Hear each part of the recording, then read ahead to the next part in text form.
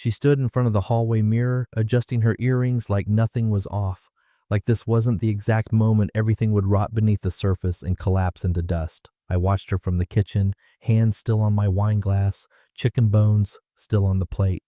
The news was droning on about some politician's scandal, but my scandal was buttoning up her blouse and checking her lipstick. "I'm going out with a coworker tonight," she said, like she was telling me she'd left the porch light on. I didn't respond right away. Just looked at her. 18 years. 2 kids, 4 homes, 1 funeral, 12 forgotten anniversaries, and now, this, said with the same tone she used when reminding me we were out of almond milk. Finally, I put my glass down. "If you walk out that door, everything changes." She scoffed. "God, you're so dramatic. It's drinks." "Sure," I nodded, standing up. "With the guy who tagged you in that team bonding photo where his hand was a little too low on your back." Her eyes narrowed just slightly, just enough. "You're being paranoid. It's all your work. You're so cold lately." "You're right," I said, walking past her to the sink. "I've been preparing for winter." She blinked. Didn't get it, didn't care. She grabbed her coat, red one, the one she never wears because it's too much for errands. She turned the lock and stepped out. Calm, confident, smirking like she was playing some chess game where she thought I only knew how to move pawns. I didn't follow. I didn't slam anything. I just stood there, listening to the echo of the door as it clicked shut. That was it. The moment the marriage died wasn't explosive. It didn't come with tears or betrayal, intimacy, or some caught-in-the-act moment. It came like frost, quiet, invisible, inevitable. I washed the dishes, every plate, fork, glass, dried them with the towel she liked to use for decoration but never for cleaning. I left no trace of dinner or of the night, except the ring. I took off my wedding band and set it inside her jewelry box, right between the silver earrings she never wore and the pearl necklace I gave her for our 10th that she once called sweet but too conservative.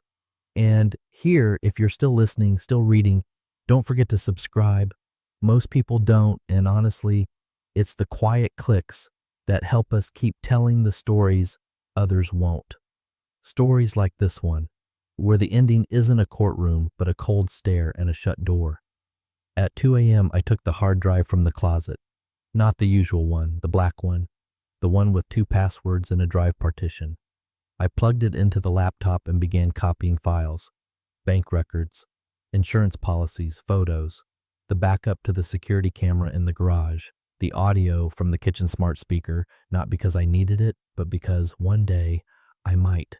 Then I logged out of our shared Gmail, logged out of Spotify, turned off Find My iPhone on her devices. The final step, I updated the spreadsheet I'd started 6 months ago. In case of breach, it said at the top. Yeah, I'd felt it coming. Not the affair, that was obvious. The contempt, that's what changed everything. You can fix infidelity. You can't fix disdain. By sunrise, our bedroom looked the same. But it wasn't. Something had shifted, not physically, but chemically, like the air itself no longer obeyed the same physics. She walked back in at 6:48 a.m., smelling like vanilla lotion and smoke. Her heels clicked too loud. She tried to tiptoe, didn't matter. I was already up, already dressed, already halfway gone. She paused by the doorway, probably waiting for a question, a fight, a beg. All I said was, "Coffee's fresh." She blinked again, just like the night before. No guilt, just calculation. But behind her, through the open door, the world looked different, and so did I. At 4:12 a.m., the hallway light flicked on, not because I needed it, but because I wanted to see everything clearly for what it was.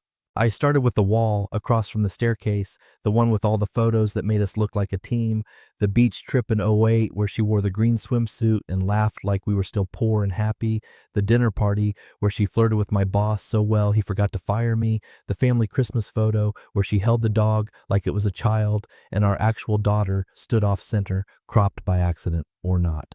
Each one went into a black folder, one by one. I wasn't angry. I didn't tear them down. I documented them. Like evidence, not of a crime, but of a story that had ended long before either of us admitted it. Then came the files, tax returns, mortgage paperwork, trust fund documentation, the health insurance policy she never read. I scanned everything, double encrypted it to a solid state drive, and stashed the original copies into a fireproof bag marked in case of. By 5 a.m., I was logged out of every shared system. The cloud storage, the grocery app, even the Apple family plan. I didn't change passwords, that would have been too loud. I just unlinked myself, like a man slipping out of handcuffs he never agreed to wear in the first place. The last step was symbolic. The wedding band, a plain gold ring we picked at a mall kiosk because we were broke and in love. I placed it in the velvet slot beside her mother's sapphire brooch. It clinked once softly. As it landed, no note, no speech. She could figure it out when she finally noticed. And then I drove, not far, just 22 miles out of town, into a business park behind an old appliance warehouse. The storage unit didn't look like much, number 347 behind the dumpsters. I'd been paying in cash for over a year under a different name, using an ID I got when my company downsized and offered voluntary separation packages. It was my quiet bonus round. Inside were 3 duffel bags. One held printed documents, bank statements, digital logs, receipts she'd never think to check. The second held clothes, burner phones, an old iPad that still ran on iOS 9. The third, cash, about $14,000 collected over 18 months by rounding down every purchase, every paycheck, every tip, little sacrifices she never noticed because she was too busy calculating her image. And on the wall, scribbled in black marker over a sheet of vinyl insulation, were 4 words, just in case now. Beneath it hung a whiteboard filled with timelines, legal clauses, asset flows, and one small family tree, our daughter at the top. Her name was circled. Everything else was branching away. I sat down on the metal folding chair I'd set there months ago, reached into the file marked prenup, and started rereading Clause 17B. In the event of extramarital activity by either party, documented and verified, asset control reverts to the betrayed spouse. Her lawyer had insisted it was boilerplate, unlikely ever to be triggered. She'd signed it with a flourish, laughing that only I would include the word betrayed in a contract. She wasn't wrong. I was always the writer. I knew how to plan a word like a mine.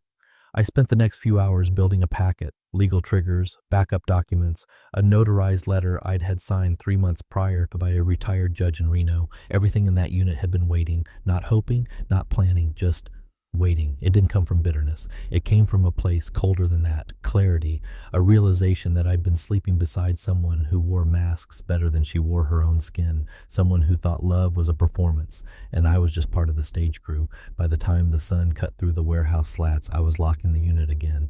Double bolt. Reset code. I stepped back, dusted my hands, and walked to the car. No calls, no texts, no theatrics. On the way home, I passed the corner bakery she used to rave about when we were first dating. I parked, went in, ordered 2 pastries she no longer liked, and I ate both. Slowly, deliberately, like a man who'd just buried something no one else knew was dead.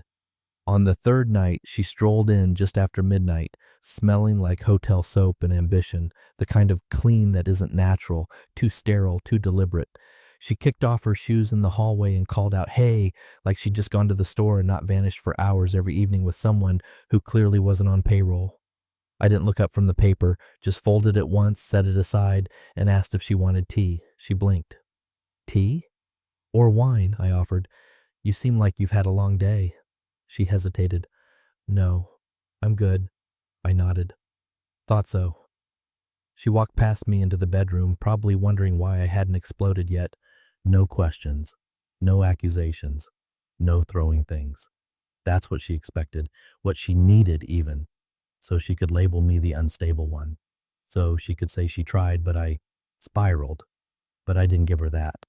The next morning, she opened her laptop in the kitchen while waiting for the kettle to boil. I watched her face carefully as her expression flattened into confusion, then mild panic. Did the brokerage account get hacked?" she asked. "Nope," I said, pouring water into the mugs. "I'm not seeing my name on the profile anymore." "Yeah? That's because it's not there." She laughed, but it was the wrong kind of laugh. Tight, clipped. "Okay, funny. What's going on?" I set her mug in front of her. Chamomile. The kind she pretended to like for years, but secretly dumped down the sink when I wasn't looking. "Your name's not there," I said, sitting across from her, "because it's not your account anymore." There was a silence you could measure in atmospheric pressure. She blinked twice, opened her phone, and immediately saw the next red flag. A text from the bank. Your joint account password was changed. Her voice cracked just slightly. Okay, is this about that dinner? I didn't even blink. No. She straightened up, searching my face for emotion, for a crack she could wedge herself into. This is about the last 5 years, I said, sipping my own tea. The dinner just confirmed it. Her mouth opened like she had something rehearsed, maybe a joke, maybe an insult, but it stalled in her throat. Instead, she gave me that fake smile she used at office parties when someone mentioned my name in front of her boss. Look, I think we're both tired. Maybe we can… Stop, I said quietly. You don't need to do that voice. What voice? The PR voice. I'm not a donor. I'm not a client. You don't have to pitch me anymore. Her jaw tensed. You're acting like I did something wrong. I raised an eyebrow. You're acting like that's up for debate. She stood, pacing now. So what? You're just gonna, freeze me out? Lock me out of our money? This is our life, not just yours? Is it? I asked, because it hasn't felt mutual in a long time. She scoffed, but even that sounded weak. You're just mad, that's all this is. I shook my head slowly. No, if I were mad, I'd shout or throw something. This isn't rage, this is logistics. She stared at me, realizing something terrible. Wasn't trying to punish her. Restructuring, cold, methodical, professional, and that shook her more than any angry outburst ever could. She checked her phone again, tried logging into one of the apps for our shared portfolio, denied. Then she checked another. Denied again. I could see her do the mental math. How much was in each one? How fast could she call her lawyer? What if I already had one? What if I'd had one for a while? You always hated conflict, she said, almost to herself. No, I replied. I hated performance. She stood in silence for a long time, not crying, not begging, just standing there like a chess player who finally realized the game wasn't hers to win, or even understand. She left the kitchen without another word. And I sat there, sipping my tea, watching steam curl into the morning light. Not happy, not smug, just focused. She thought I'd come apart. But it turns out unraveling was her specialty, not mine. She didn't ask her friend directly. That would have looked weak. Instead, she mentioned it over wine under the guise of curiosity, hypothetical, of course. Something like, is it true prenups even hold up after all these years? While swirling her glass, pretending not to care. Her friend squinted a little, sensing the subtext, but didn't bite. Instead, she said, you should talk to Brian. He deals with stuff like that all the time. I'll have him give it a quick look if you want. Just send over whatever you have. So she did. Scanned PDFs, the original prenup, the marriage license, a couple bank statements. No big deal, right? Just paperwork. Something to soothe her nerves, which were starting to twitch for reasons she couldn't quite name yet. An hour later, her phone rang. She was in the middle of texting someone who called her firecracker and sent far too many emojis when Brian's name flashed on the screen. Hey, Brian, thanks for doing that. You need to sit down. She blinked. What? I mean it. Sit down. She sat. Your husband already filed. Silence. Filed what? She finally asked, her throat suddenly dry. Activation of the clause, he said flatly. Section 9C, the post-infidelity adjustment. She laughed, too quickly. Oh, come on. That clause? That was ceremonial. I mean, we didn't even think it would hold up. It holds, Brian interrupted. Because you both initialed every page. It was notarized, witnessed, and most importantly, he didn't just threaten to use it. He's been quietly compiling evidence. For months. What evidence? She snapped. Location logs, security footage, expense reports from the joint card, audio snippets, probably from that kitchen assistant you two installed, and screenshots. She stood up. Screenshots of what, Brian? A pause. Messages from your work Slack, direct messages to a certain account that legally isn't protected under your company's privacy policy, which I'm guessing you didn't know. Her heart dropped. She remembered those chats, playful, flirty, sometimes suggestive. She thought she was being clever, switching between platforms, using her burner email when things got more visual. How did he get those? My guess? Your IT department got a subpoena. And he had a trigger built into the prenup that activates upon documented infidelity. If that clause is validated, which I'd say it is, your joint assets become not so joint. She walked to the window like she could outrun the words. Outside, someone was mowing a lawn. A bird landed on the patio furniture she picked out last spring. Everything looked normal. It felt obscene. "Brian, this isn't fair," he sighed. "Legally, it's airtight. And frankly, I think he's been waiting." "For what?" "For you to walk out that door and not come back. Which, based on these timestamps, you've done. A lot." She clutched her temples. "This is insane. He can't just trap me like this." "He didn't trap you," Brian said. "He freed himself. There's a difference." She hung up. Or maybe the line just went dead. She couldn't tell. She sat in the silence for a long time, trying to remember the exact night he made her sign that document. It was late. They were young. She'd laughed, called it paranoid but cute, a formality. He'd been quiet that night, stern but kind, like a man who saw more than he said. Now she realized he always had. She tore through the bedroom drawers looking for the original paperwork, as if holding it could undo what had already been done, as if touching it would change the outcome. But the papers were gone. Of course they were. So was the leverage. And deep in her stomach, something cracked, not because she was being punished, but because she was being outplayed. By a man she thought was incapable of strategy, by a husband she assumed would fall apart, cry, beg. Instead, he'd filed, documented, prevailed, not emotionally, legally. And when it came to real pain, the kind that sticks, the kind you can't charm your way out of, it wasn't the affair that hurt her most. It was the paperwork. She started calling people the morning after the lawyer's bombshell dropped. At first, she told herself it was just to catch up, reconnect. It had been too long. People get busy. She wasn't looking for sides, of course not. She just wanted to hear familiar voices. Normalcy. She dialed her sister-in-law, Wendy, the one who used to send memes about wine nights and midlife crises, straight to voicemail. She left a breezy message full of laughs that tasted like ash. She tried Jason, her old coworker who once swore they'd always have each other's backs. He texted back a curt, "Hope you're doing okay." No follow-up. She emailed Janice, her college roommate, now married to his high school friend. No reply. At first, she assumed it was timing. Bad luck. Spam folders. But then it kept happening. A few awkward silences, a few, "Sorry, I've got to run" brush-offs, a couple of unsubtle, "You really should talk to him, not us" deflections. Even his former assistant, Lori, who used to send her birthday cards with handwritten notes, replied to her email with a single sentence, "I'm not getting involved." That one stung. But the real gut punch came on Sunday morning.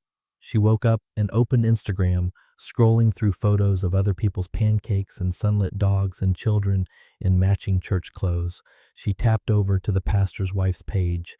Marilyn, sweet Marilyn, who had once wept with her in the front pew after her father's funeral, who had dropped off soup when their daughter was born, who had officiated their vow renewal. But the page said, "Follow back." She stared at it, blinking. Refreshed, same result. Unfollowed. No message. No warning, just gone. And that's when the spiral began, because Marilyn wasn't cruel, she wasn't a gossip, she was gentle, which meant it wasn't just her, it was everyone. The whispers had started. She did what after 18 years?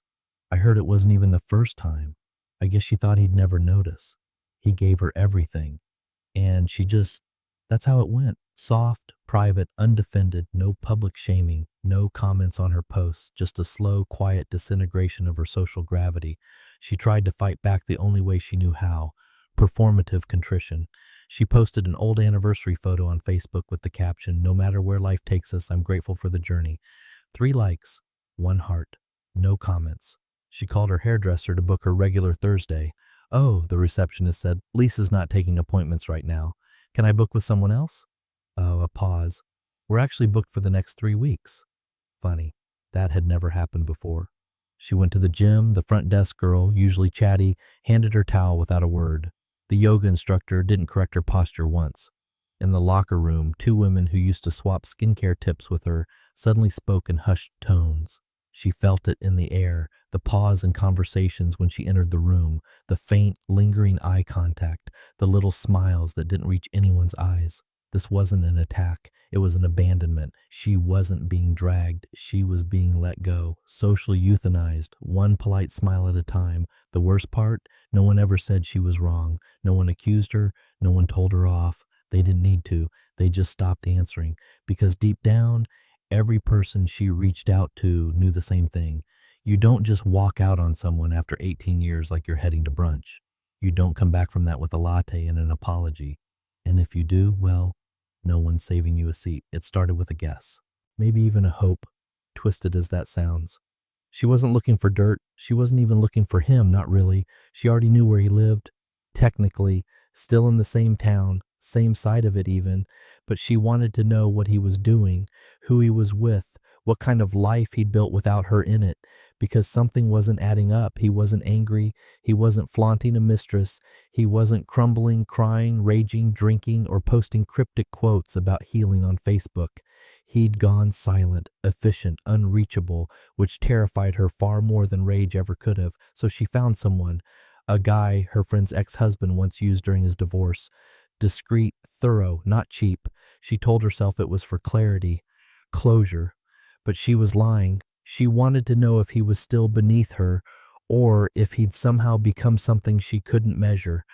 The PI didn't say much during their consultation, just nodded, took notes, and asked for her signature. She gave him a list, his phone records, travel, bank activity, just see what he's up to. 3 days later, she got the file. The envelope was thicker than she expected, and heavier, not in weight but in implication. She hesitated before opening it, like something inside might bite. The first page listed several LLCs. None of them had his name on the front, but the tax ID trail made it clear he owned them. A shell company registered in Delaware tied to a software firm, a consulting outfit based out of Montana, an e-commerce brand that specialized in woodworking kits. He never even touched a screwdriver while they were married. The second section was real estate, not flashy mansions, but 5 properties across 3 states held in a property trust, 1 beachside bungalow in Oregon, a duplex in Flagstaff, a rental cabin near a national park, all under the name of a trust labeled Winterlight Holdings. She froze. Winterlight was the name of the poem he wrote for her in their first year of marriage. The one she skimmed and never framed. Page after page, accounts, holdings, assets she never knew existed. Retirement funds, not 1 but 3. One of them tied to a fund that had tripled in the last 4 years. It made her stomach twist. Then came the gym, not just a membership, ownership. In Arizona, a boutique training facility for men over 40 starting their second act, the brochure read. He was listed on the site under a pseudonym as a founding partner. There were pictures, him, leaner, more tan, smiling beside a younger trainer. He didn't look smug, he looked alive. There was a photo of him leading a group class. She almost dropped the page. The next part, charitable activity. He'd established a mentorship fund through an anonymous donor alias. The fund supported young men aging out of the foster system, giving them career coaching, financial education, and housing stipends. She had no idea, not even a clue. He'd done all of it without her, without fanfare, without posts or applause or likes. And then, at the bottom of the folder, taped to the back page, was a handwritten note from the investigator himself. Just 1 sentence. He was never a quiet man. He just never needed to talk to you. She read it 5 times, then 10. Each word sliced through her carefully constructed self-image like glass through silk. Because the truth wasn't that he changed, the truth was that he'd always been this. Thoughtful, strategic, capable. He just never wasted it on someone who couldn't see it. And as she sat there, surrounded by printed proof of the man she might have had if she'd ever bothered to look, her hands trembled in a way they never had when she was lying, scheming, or charming. This wasn't jealousy. It was grief. For the version of him she'd buried under her own assumptions. For the life she could have been part of if she hadn't underestimated the quiet man who never once tried to prove himself. Turns out, he didn't have to. He just needed time. And the absence of her. She wasn't even watching the documentary intentionally, and it came on as background noise, one of those late night, low production value things on a niche financial channel she'd left running while scrolling through old photos she swore she'd deleted, the kind you only find when you're looking for pain dressed up as nostalgia. She half heard phrases like post-divorce asset structuring, emotional discipline, reclaiming identity, but they barely registered until one sentence cut through the fog of her distracted grief like a scalpel. Forgiveness isn't required, but distance is. The voice wasn't just familiar, it was intimate, gravel-lined, calm, the kind of voice that once read bedtime stories to their daughter and whispered dry jokes across dinner tables.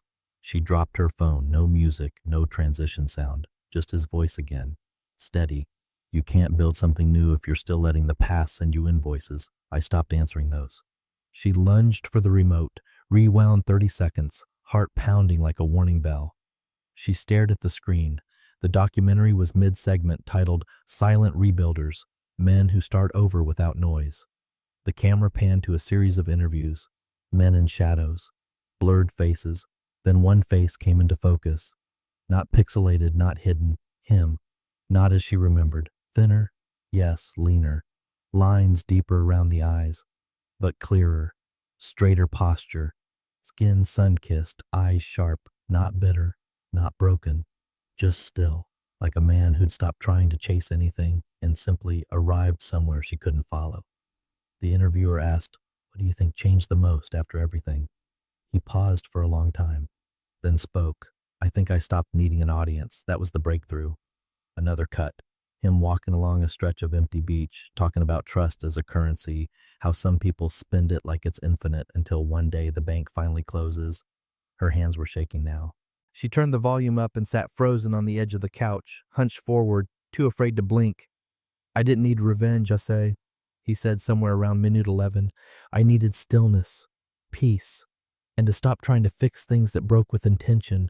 She mouthed the words with him. Fix things that broke with intention. It was the kind of sentence only he would say, not for drama, just truth. The camera held on him as he adjusted a microphone clipped to his collar. The interviewer asked if he ever reached out again. "No," he said, staring off past the lens. "You can't pull someone out of quicksand if they're the one digging." She gasped again, a short, almost strangled breath, because she realized something in that moment. Something worse than betrayal, worse than anger, worse than legal losses or reputational collapse. He wasn't hiding. He wasn't licking wounds. He wasn't building back better to show her. He was simply gone, not geographically, not emotionally, existentially, gone from the story she thought she still had a chapter in, gone from the narrative she tried to keep rewriting even after the ink had dried. She tried to imagine what would happen if she called him right then, left a message, an email, something. But the voice she heard through the screen wasn't the man she used to know.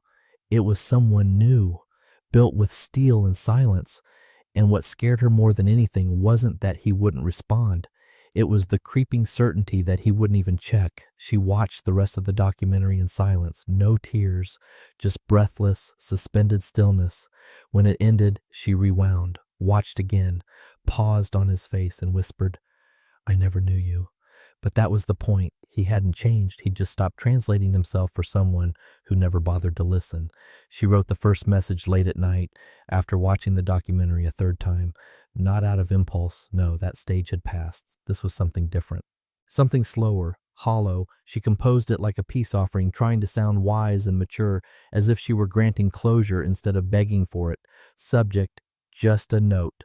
"I saw something the other night," she typed, fingers trembling only slightly. "I heard your voice, and I realized how much I miss understanding you. I hope you're well. I hope maybe we could talk, if only once." She read it 5 times. Changed understanding to knowing, then back again. Deleted the sign-off. Added it back. Warmly? No. Too familiar. Sincerely? No.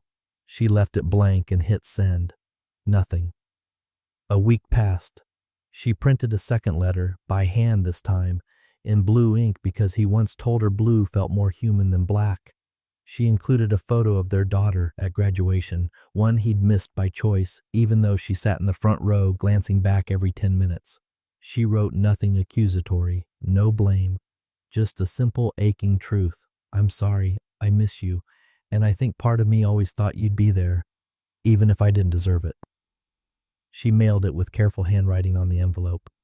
No return address, but she knew he'd recognize her script. 2 more weeks. Nothing. She tried his attorney, one listed on the document she'd secretly scanned after the financial unraveling, left a voicemail. I'm not looking to cause trouble, she said, nearly whispering into the phone, just hoping he's willing to talk, even just for 10 minutes. The call was never returned. Then, just as she was convincing herself he'd blocked her on everything, it came. A thick white envelope. No stamp. Hand-delivered, no name on the front, just her address in plain capital block letters. She sat at the kitchen table for 20 minutes before opening it. Something in her already knew this wasn't an invitation. Inside was a single photo. Him, in a garden, older, tanner, hair slightly longer, kneeling in soil beside a small boy, maybe 5, maybe 6, with a baseball cap turned backward and a tiny shovel in hand. They were smiling, both of them, not for the camera, but with each other, the kind of smile that wasn't forced or practiced. They were planting a young tree, the boy's hand on the sapling, his other hand resting on the man's shoulder. It wasn't a family photo. It was a moment, undeniably real. She turned it over, 5 words in his handwriting. Some roots don't grow back. That was it. No explanation, no signature, just the sentence. A truth so precise it didn't need follow-up. She stared at the photo until her eyes blurred, tried to guess who the child was. A son? No, too old for that. A relative? A mentee from the program he started? Did it matter? The message was clear. He wasn't cruel. He didn't want her to suffer, but he also didn't want her anywhere near his new soil. This wasn't about punishment. It wasn't even about memory. It was about boundaries. The kind she never respected when they were married. The kind she laughed off. Tested, pushed. Now he'd drawn one in ink and made it permanent. She sat there until night fell. She didn't cry. That would have felt indulgent. No, what she felt was something sharper. Not anger, not jealousy, absence. A presence-shaped void. He wasn't coming back. He hadn't left a door open. There was no breadcrumb trail, no subtext, no test she could pass to re-enter his world. He hadn't sent a reply. He'd sent a verdict. And in that silence, for the first time, she understood what it meant to be irrelevant to someone who had once built a life around her. It was one of those slow, sun-drenched Tuesdays where the world feels like it's catching its breath. Kids still in school, traffic light, the sky a little too perfect to match your mood. She drove with the windows down, hoping the ocean breeze might do something for the gnawing ache inside her. The tip had come from someone at the gym who didn't realize they were telling her anything important. He volunteers out by the coast now, the woman had said, drying her hair. Some wildlife rehab place, looks like a whole new person. That phrase lodged itself in her brain like a splinter. Not he found someone new, not he moved on, but a whole new person. So she drove without telling anyone, without really admitting to herself what she hoped to find. Closure, maybe, a reason to feel less discarded, proof that he was still nursing a wound that matched her own. She found the place tucked behind a small cove, no signage beyond a hand-painted board that read, Coastal Wildlife Recovery, staff and volunteers only. She parked across the street under the shade of an old cypress tree and stayed in the car. From there, she saw him, wearing worn cargo pants and a simple navy t-shirt, lifting a crate gently with one hand while guiding a teenager with the other. His body moved differently now, looser, more grounded. There was a boy beside him, maybe 14, talking animatedly while pointing toward the waterline. Her ex-husband knelt down beside the kid, listened intently, then laughed. It was real, not the polite, throat-clearing chuckle she remembered him using when he was trying to tolerate her friend group's dinner banter. No, this was unfiltered, free. She gripped the steering wheel hard enough to pale her knuckles. They didn't see her. Not the boy, not the woman who approached him with a clipboard and touched his arm mid-sentence, not the other volunteers who smiled when he spoke.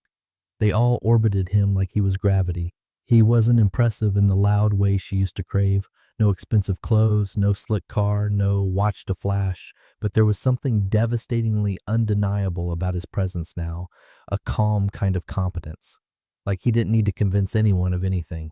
And watching that, seeing the warmth he gave to a stranger's child, the way the others leaned toward him, the stillness in his posture, something inside her cracked. This wasn't a man rebuilding. This was a man built.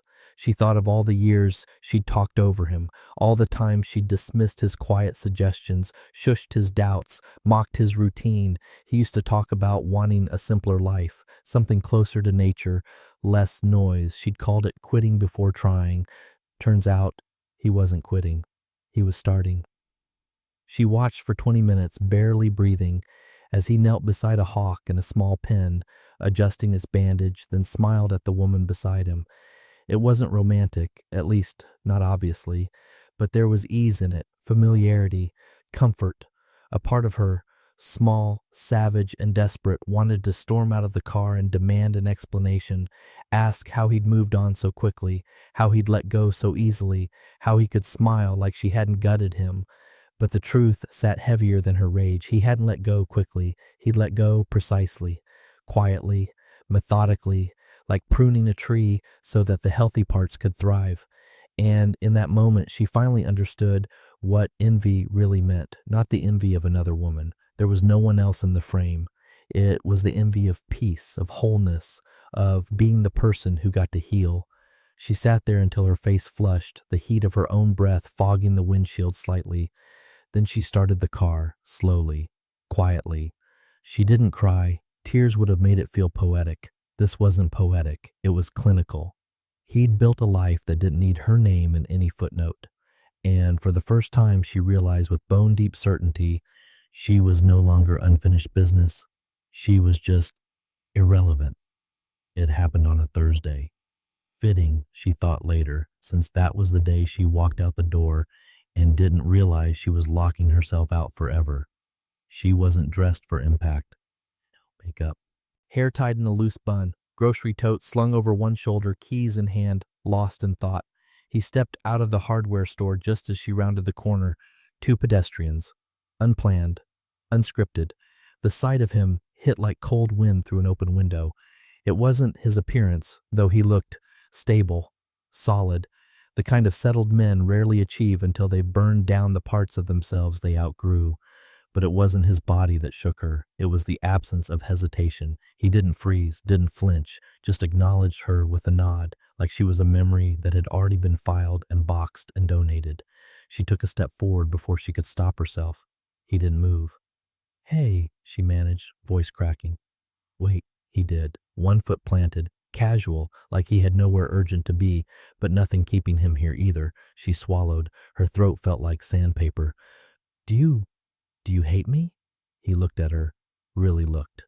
Not like a man seeing a ghost, not like a man seeing anything precious. Just a man. There was no anger in his face, no warmth either, just calm.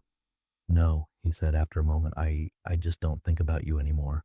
It didn't come out cruel. That's what made it unbearable. It wasn't a dagger. It was a diagnosis. Like a doctor reading a scan. Yes, the tumor is gone. We don't even monitor it anymore. Her mouth opened, but she had nothing. No argument, no apology, no performance polished enough to matter. Because she finally understood, it wasn't that he'd moved on to punish her. It wasn't about her at all anymore. He'd simply moved past the part of his life where she existed, and he didn't need to announce it. He didn't owe her fireworks or fury or forgiveness. He just walked away. Down the sidewalk, across the crosswalk, into a parking lot where a kid waved to him from a pickup truck. He waved back, smiled, and climbed in. She stood there, alone on the corner, with a half-wilted bag of spinach in her tote and the taste of words she'd never get to say dissolving in her mouth. Some people get a breakup, some get a second chance. She got something quieter. She got erased.